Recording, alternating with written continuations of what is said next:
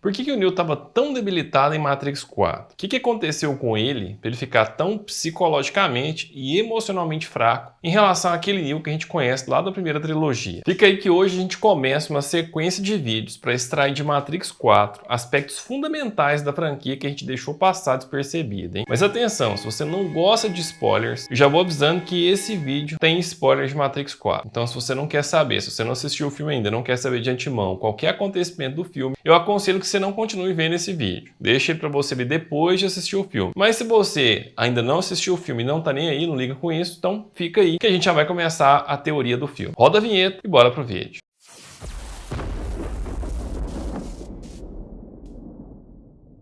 Fala gente, Márcio aqui do Antessala Cinema e Vídeos. Se você é novo por aqui, seja muito bem-vindo. Aqui eu posto vídeos semanais sobre filmes e séries. Então se você ainda não é inscrito, já aproveita para se inscrever e ativar as notificações para ser avisado sempre que eu postar um conteúdo novo. E se você já é inscrito, meu muito obrigado pela sua presença por aqui. Graças à sua participação, esse canal vai cada dia melhor, se Deus quiser. Dito isto, bora pro conteúdo do vídeo de hoje, hein? Pois é, gente. Hoje a gente retoma aquele tipo de análise de Matrix que você se habituou a ver aqui no canal. A gente volta àquele hábito de esquadrinhar o filme, frame a frame, para encontrar respostas para os nossos questionamentos. Então hoje você não vai encontrar aqui uma análise do tipo qualitativo, ou seja, eu não vou mais ficar debatendo se Matrix 4 foi bom, se foi ruim, nem nada disso. A gente volta a falar do que realmente importa quando o assunto é Matrix. E a gente vai retomar a filosofia por trás do filme. E eu já vou começar falando para você que Matrix 4 trouxe sim alguns questionamentos filosóficos interessantes que a gente acabou deixando passar. E logo de cara, eu já vou te falar que um tema interessante que foi tratado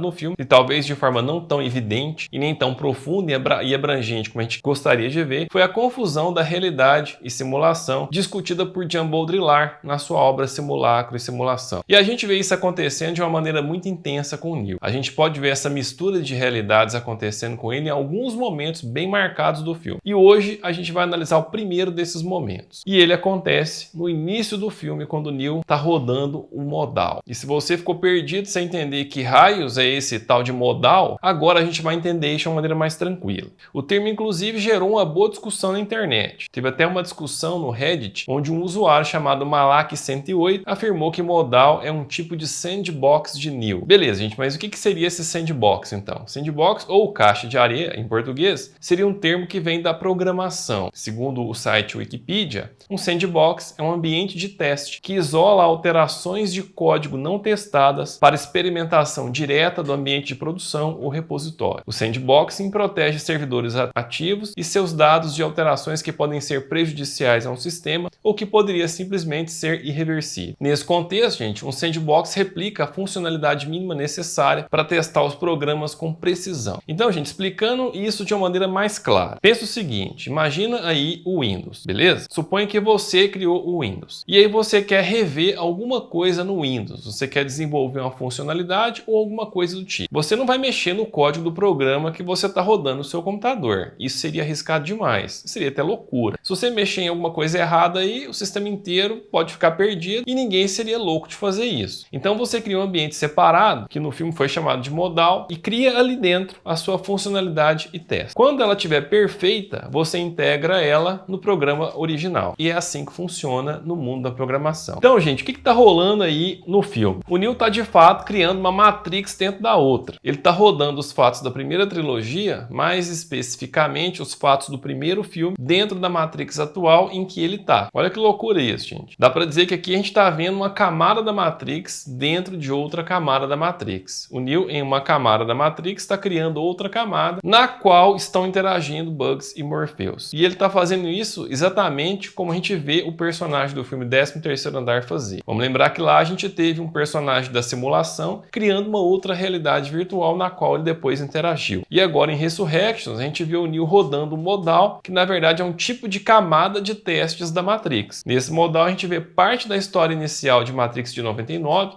se repetindo de uma maneira um pouco diferente. Seria o tal looping que foi falado no filme. Mas vamos fazer o seguinte, ó. Para você entender o que está rolando aí, a gente vai analisar a cena inicial do filme. E nessa cena, o Sequoia diz a Bugs que isso parece uma armadilha. Bom, era uma armadilha mesmo, gente? Não, não era. Ninguém criou uma armadilha ali para tentar pegar a Bugs. O que rolou foi que Neo estava rodando o modal e a Bugs invadiu o ambiente de testes. E basta analisar trecho a trecho dessa cena inicial para a gente entender isso.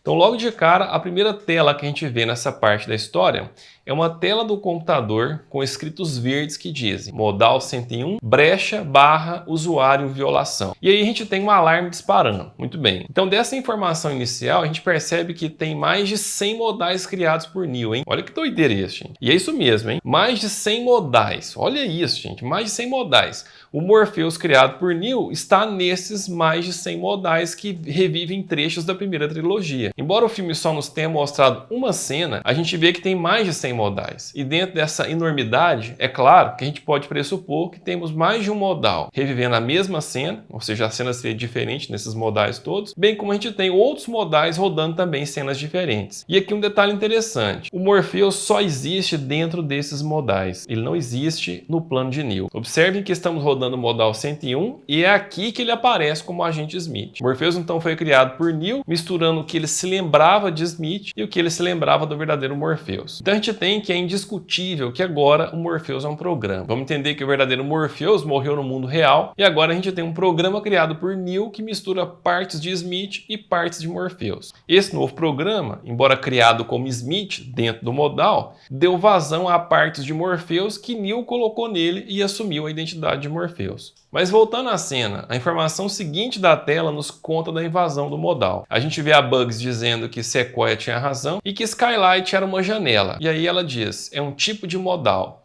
E Sequoia emenda que parece um código antigo e a Bugs diz que vai investigar. E Sequoia diz que se a General descobrir, para por ali, dando a entender que ela não vai gostar nada disso. E aqui ele está falando da Niobe. A Niobe, como a gente viu no filme, adotou uma postura mais acuada. Agora ela vive escondida e não tenta mais libertar mentes da Matrix.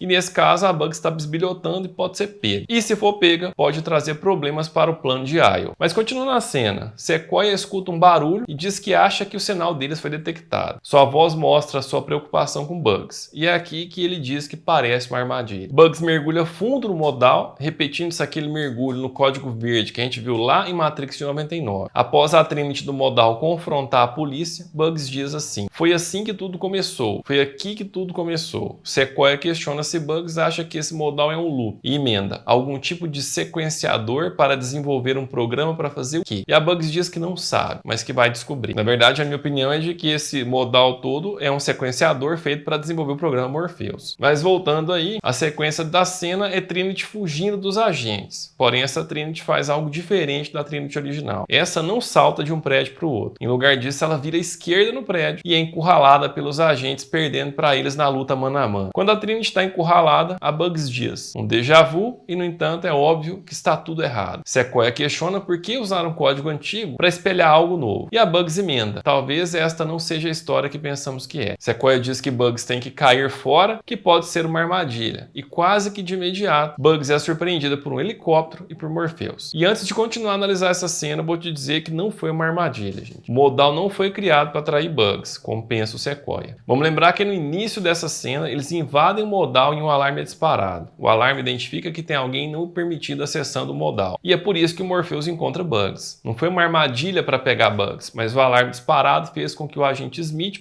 Morpheus procurasse a ameaça não permitida que está no sistema, Bugs. Após a luta dos dois e a fuga de Bugs, ela salta do prédio caindo numa placa escrita Anderson. E a placa logo abaixo dela contém os seguintes dizeres, prestem bem atenção nisso. A placa diz, For those who love to eat shit, que na tradução ao português seria para aqueles que amam comer merda. Essa placa seria uma meta-crítica feita por Lana para Warner e também para todos os fãs que, na visão dela, são frequentadores de cinema que adoram comer merda e consumir cada reboot e sequência. Seria então a metaficção experimental, autoconsciente, frequentemente cômica e sarcástica. Segundo a diretora, é uma merda reiniciar as culturas, sequências, etc. Por isso ela criou esse filme em tom jocoso, que faz piada de si mesmo, como meio de crítica ao estado atual do cinema, à cultura do videogame e aos fãs obstinados, também à mercantilização e até mesmo ao capitalismo arco-íris. Matrix 4 é certamente o filme mais meta já feito por algum estúdio. Essa característica teria sido a grande inovação de Matrix 4. Matrix 4 não é uma fórmula de sucesso como foram os anteriores. É mais um ataque vertiginoso e saturado aos fãs e à indústria do cinema. É como se a Lana despejasse anos de frustração com o estado atual da indústria do cinema e do sistema atual com o qual ela coopera. Matrix 4 é uma experiência da Lana Wachowski que ela fez para lidar com a dor da perda de seus pais que oscila dentro dela. Ela quer que você tenha sentimentos confusos e contraditórios. Ela quer que você oscile de forma binária e conseguiu. Alguns gostaram e outros não gostaram do filme. Matrix 4 não foi feito para reviver a franquia Matrix. Foi feito para ser uma meta-experiência de crítica ao sistema atual de filmes e jogos que não inventa nada de novo. E em lugar disso, a gente vê a cada vez mais repetições de sucesso do passado. E aqui eu faço uma parte. E isso pode realmente, gente, ser um toque de genialidade da parte dela. Já pensou criar um filme que é uma meta-crítica à realidade que a gente vive? Muito inteligente. No entanto, por outro lado, não deixa de ser um desrespeito com os fãs da franquia. E essa é a minha opinião. Me conta a sua aí nos comentários. Mas voltando, a gente vê Bugs fugindo dos agentes e entrando numa loja de chaves, que é uma clara referência ao Keymaker, ou seja, o chaveiro que a gente viu em Matrix Reloaded,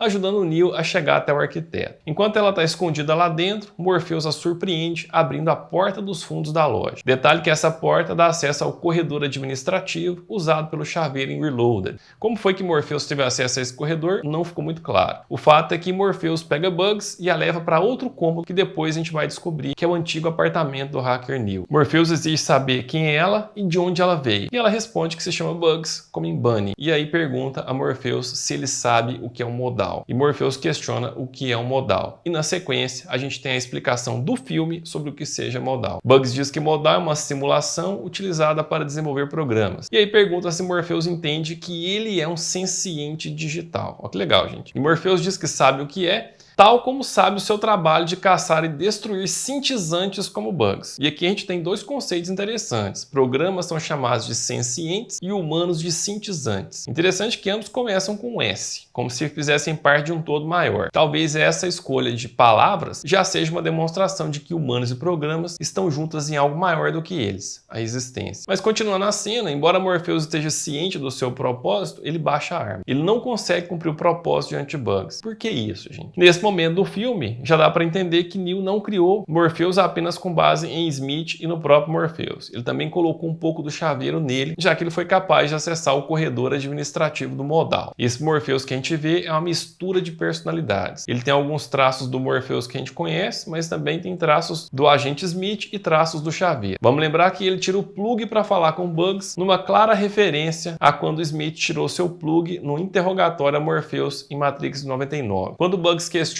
se os outros agentes sabem daquela sala em que eles estão, Morpheus diz que não, que eles nunca estiveram na loja de chaves e por isso ele começou a procurar. Ou seja, Neo criou esse senciente Morpheus com o mesmo propósito de busca do Morpheus original, deixando, de certa forma, uma pista sobre a loja de chaves. Vamos pensar que esse Morpheus é a criação da mente de Neo, ou seja, ele não é o Morpheus que a gente conheceu, mas um programa que representa a visão de Neo sobre Morpheus. E essa, gente, é uma visão distorcida que mistura Morpheus e Smith e o chaveiro, hein? E sabe-se lá mais o que. Quando Bugs reconhece que estão no apartamento de Neo, Morpheus diz que procurou Thomas Anderson por todo lado e que ele não existe. Olha aí o programa Morpheus cumprindo o propósito de buscar o escolhido, tal qual aconteceu com o Morpheus original. Quando Bugs fala que ele deixou de ser Thomas há muito tempo e que talvez Morpheus o conheça por Neo, vemos Morpheus meio que congelando com esse nome. E Bugs conclui que ele realmente conhece Neo. E como poderia conhecer Neo se ele nunca o viu? Ele conhece porque foi criado por Neo, com esse propósito de encontrar Neo. A conversa continua e Bugs conta que já viu Neo e vemos a cena de Neo tentando se jogar do prédio. E ela diz que ver Neo desbloqueou a mente dela. Morpheus então conta que algo parecido aconteceu com ele. E aí a gente tem a cena dele no banheiro,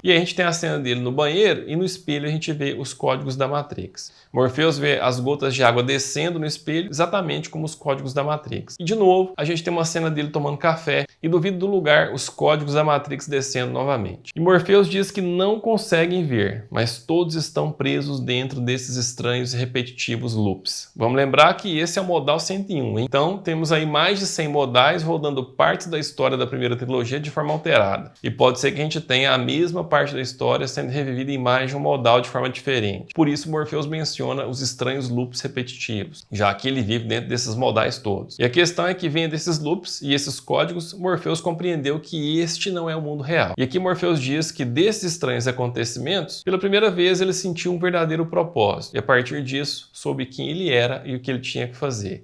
Quando Bugs pergunta quem ele diz: eu sou o Morpheus, e tende a encontrar Neo. Nisso, Bugs oferece a escolha binária a Morpheus, e quando Morpheus questiona se isso é escolha, a gente vê a sequência da fala de Bugs, algo interessante. Ela diz: honestamente, quando alguém me ofereceu essas coisas, dividindo o mundo em concepções binárias, eu disse que não tinha como engolir alguma redução simbólica da minha vida, e a mulher com os comprimidos riu, porque eu não estava percebendo a questão. A escolha é uma ilusão, já sabemos o que devemos fazer. E essa fala me chama muita atenção para a escolha de Lana em dirigir Matrix 4. Claro que a gente retoma a temática da trilogia em que Neo, por diversas vezes, foi condicionado a fazer uma escolha, que a gente sempre diz nos outros vídeos, que no fundo nunca foram escolhas. Neo foi claramente manipulado no caminho do escolhido. E agora essa temática da escolha, rodando dentro do modal, que já trouxe uma meta crítica aos fãs e à indústria do cinema, nos leva de novo para o ponto principal de Matrix 4 ser exatamente como é. Como eu já disse em outros vídeos, Matrix 4 aconteceria com ou sem Lana. Falei disso no vídeo em que conto porque Matrix 4 fracassou. E naquele vídeo eu trago para você as conversas envolvendo o produtor de Matrix 4 e ali fica claro que Matrix 4 ia acontecer de qualquer jeito. Então tudo que restou a Lana foi tomar uma pílula. Imagino que na cabeça dela rolou mais ou menos assim: toma a pílula azul e deixa o Matrix 4 ser refeito por outra pessoa, ou toma a pílula vermelha e eu mesmo faço o filme. Acredito que foi algo assim que se passou com ela e nesse sentido ela viveu a mesma situação vivenciada por Neo na primeira trilogia. Ao menos em sua mente ela não tinha escolha. Ela sabia que não poderia permitir outra pessoa fazendo o seu filme, então fez o que fez. Condicionada pela indústria do cinema, em lugar de uma continuação da trilogia Matrix, ela trouxe uma metacrítica em forma de filme. Mas voltando à cena, Morpheus toma a pílula vermelha e inicia o processo de extração igual acontece com humanos. Agora o detalhe importante a se observar aqui é que a gente tem Neo da Matrix rodando uma submatrix, ou seja, uma simulação num ambiente controlado chamado modal, que acontece dentro da Matrix em que ele está. Então, como dito antes, a gente tem uma simulação dentro de outra. E agora Bugs está extraindo um programa criado na simulação da simulação diretamente para aquilo que é entendido como mundo real, ou seja, o plano de Io. Entendeu isso? A gente tem um programa criado na simulação dentro da simulação. E esse programa está sendo extraído diretamente para o mundo real. A sequência dessa cena a gente já sabe. A gente vê Bugs e Morpheus fugindo e saindo da simulação. Na sequência a gente vê a tela do computador de Neo e nela tem um erro. A gente vê um alerta de perímetro rompido e na sequência vemos o seguinte código aparecendo na tela de Neo: modal error, illegal memory access, missing file, morph bld.exe barra heart on the city. Ou seja,